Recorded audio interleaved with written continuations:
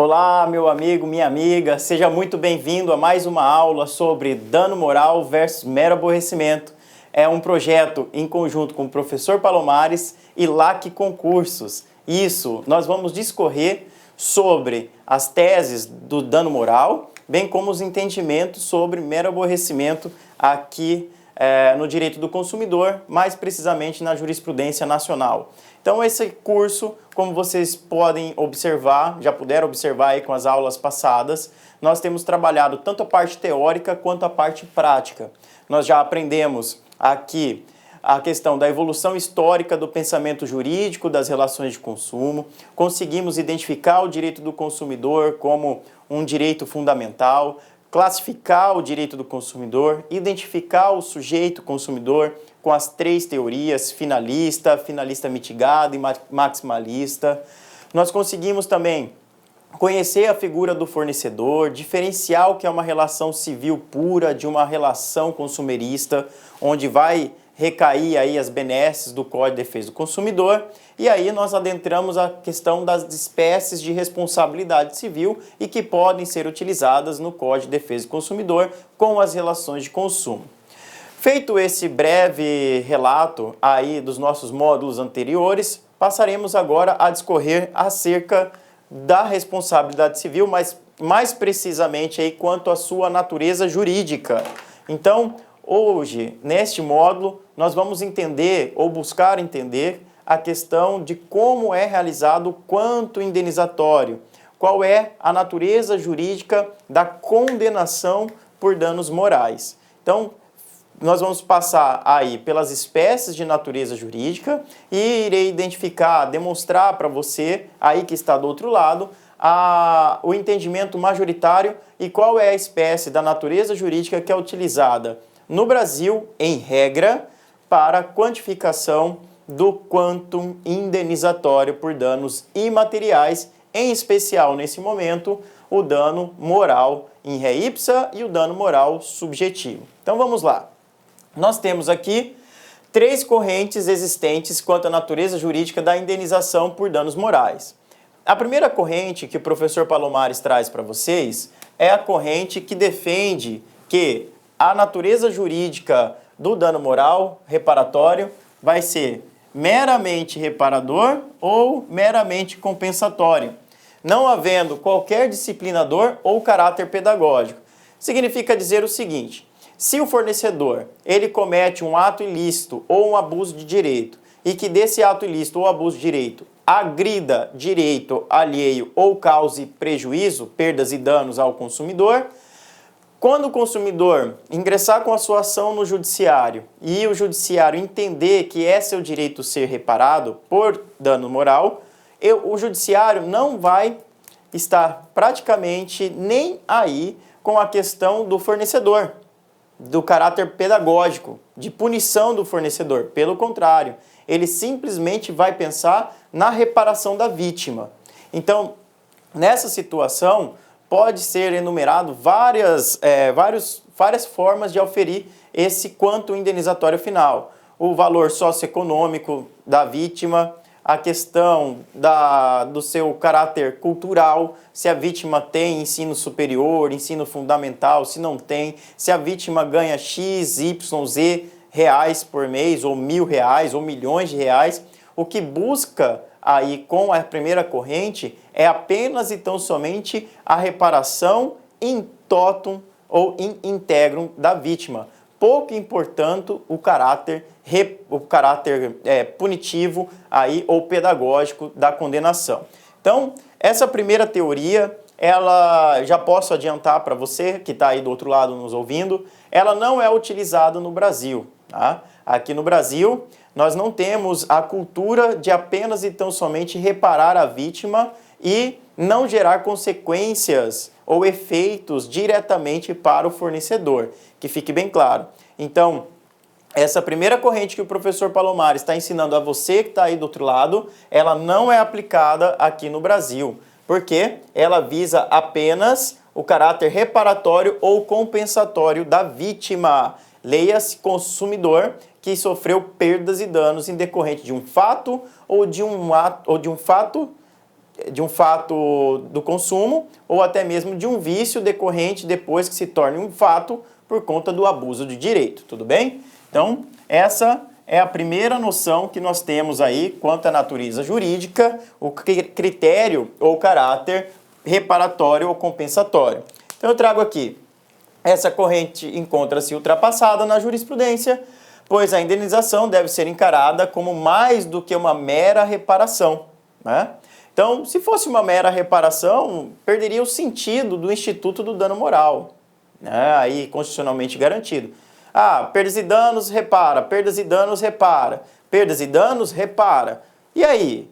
Como é que vai ficar a questão do interesse social do Código de Defesa do Consumidor? Lembra que nós estudamos lá nos módulos passados que o Código de Defesa do Consumidor é matéria de ordem pública e de interesse social?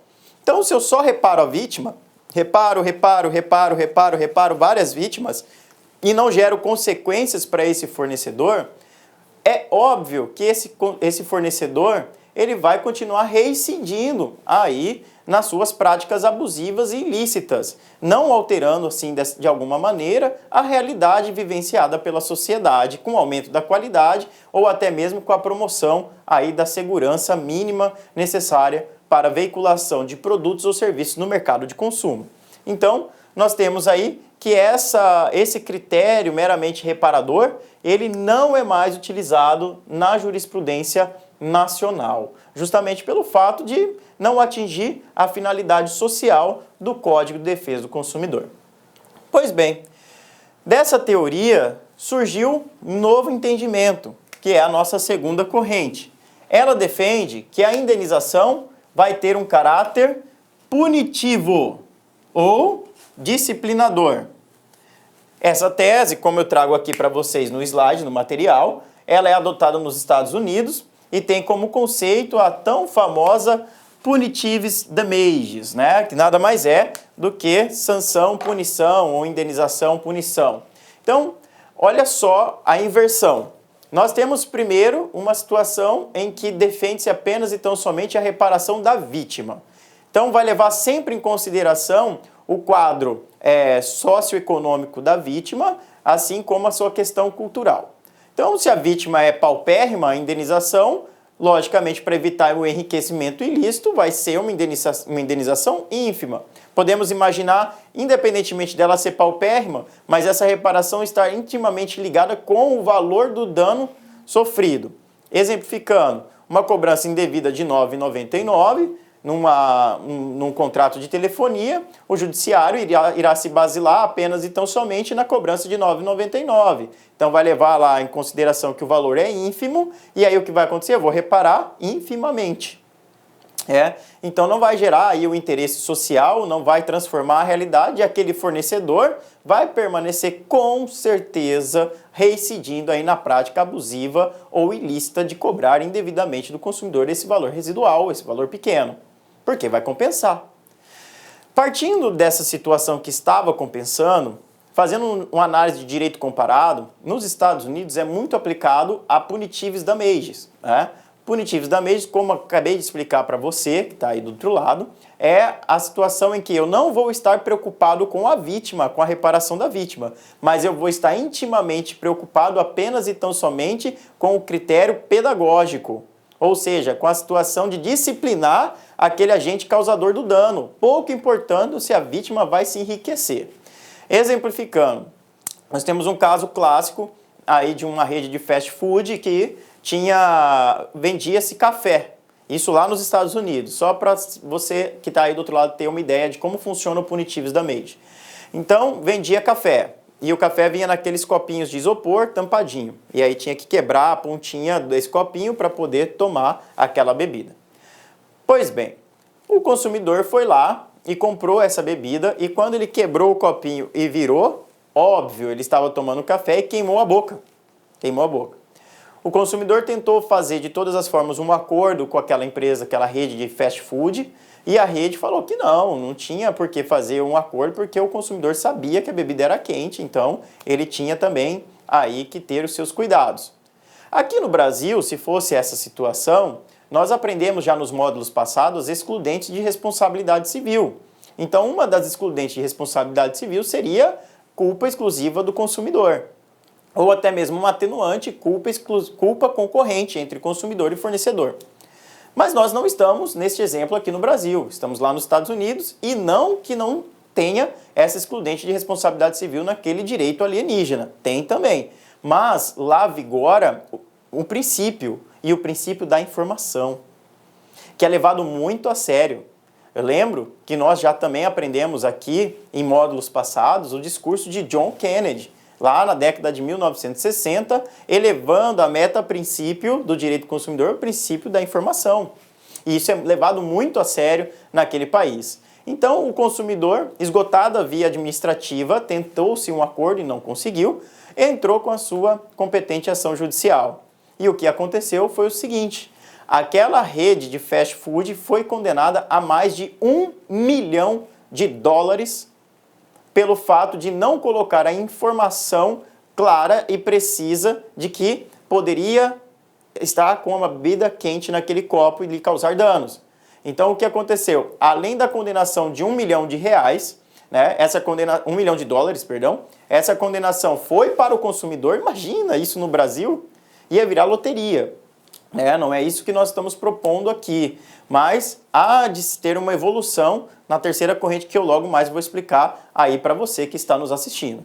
Então, o que acontece? Chegou aqui nos Estados Unidos, $1 milhão, o que mais foi que a empresa teve que fazer? Ela recolheu os copos de todas as suas redes de fast food, de todas as suas lojas, mundo afora, e teve que retificar o que estava escrito no copo. Então, a partir daquela condenação, por mais que soubesse que o copo estava quente, a bebida era quente, mas isso para um adulto que pediu, imagina para uma criança, imagina para uma pessoa que você compra este copo e entrega. Lembra que a gente falou que o consumidor, aprendemos aqui, o consumidor não é aquele apenas que adquire, mas também que utiliza produto ou serviço. Então, você compra aquele café, entrega para a pessoa segura, está frio, porque o calor não passa pelo copo, mas quando ela vai tomar está extremamente quente ou estupidamente quente e pode causar dano, né? Um fato do produto ou do serviço. Então, pensando nessa situação, lá nos Estados Unidos, o que vigorou neste caso foi a punitiva. Olá, meus amigos, minhas amigas, sou o professor Luiz Antônio de Carvalho, estou aqui para fazer um convite muito especial para você que acabou de assistir aí essa videoaula do nosso querido, do nosso professor Palomares, aqui da Lá Concursos. Esse vídeo ele desenvolve uma temática muito interessante relativa ao direito do consumidor. E olha só, vem comigo, você quer assistir esse vídeo 100%, é só você clicar no link aqui embaixo do vídeo, na descrição do vídeo, e nós temos um curso Direito do Consumidor com o professor Palomares. O investimento é de apenas R$50 e o prazo de acesso são 60 dias. Durante esse período, você poderá assistir quantas vezes quiser e na hora que desejar. Bacana, meus amigos? Tem mais uma coisa. Você quer o material de apoio do professor? Então clica aqui embaixo que você consegue fazer o download gratuitamente no nosso site. Ok, meus amigos? Então espero vocês aqui na Lá Concurso. Forte abraço. Tchau, tchau.